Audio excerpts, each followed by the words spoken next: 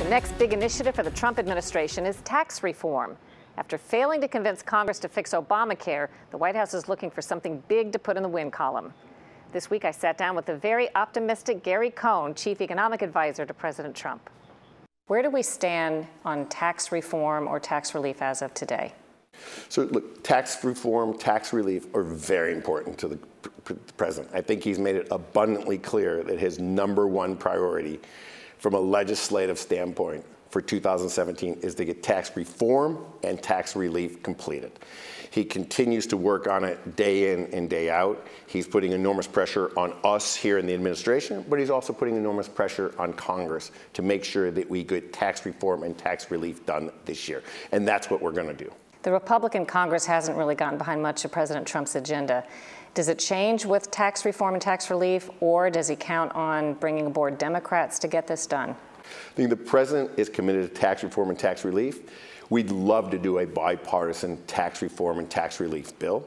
If we can do that, that will be great, and the president has been working on that. Yesterday, I was with the president. We had a bipartisan congressional meeting here with both Democrats and Republicans. We had dinner with Nancy Pelosi and Senator Schumer last night talking about taxes.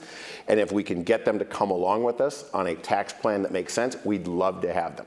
If we need to go alone and we need to do it with all Republicans, the president's willing to do that. He's totally committed to give middle-income tax relief to Americans and to bring jobs back to America by lowering the business tax rate. I know a lot of this is subject to negotiations, but the president has said his priority is helping the middle class, and he has even said that the wealthiest top group will not get any new benefits. What is significant benefit, or what would be the help you envision the middle class receiving? Look, we need to allow our middle class earners, the backbone of the United States, to keep more of their income. We don't need them to go to work 40, 60, 80 hours a week and send their money to government. We need them to keep their money and spend it in the economy. What is the rate now for middle class? It depends what you define middle class, which is always an interesting discussion topic to where you define middle class. How do you define it? Look, it's a broad target group. You know, when you look at middle class income today, median income in the United States is in the high $50,000 is median income in the United States today. For a family? Yes, family income. And so what kind of relief could they look toward getting in terms of maybe a percentage? Yeah, I'm not going to comment on percentage here. We are committed to give them relief where they will see when they get their first paycheck in January of 2018 that they will have more disposable income in their hand. Do you think that's going to happen this soon? I am highly confident that we are going to get a tax bill done. CNBC recently called you the most important man in Washington and on Wall Street. And some said if you quit, it would crash the markets. What do you think of that? I think that's what CNBC said. You have any intentions of leaving? I think that's what CNBC said. That's yes or no, we don't know. We don't know. Okay. Let's put it this way.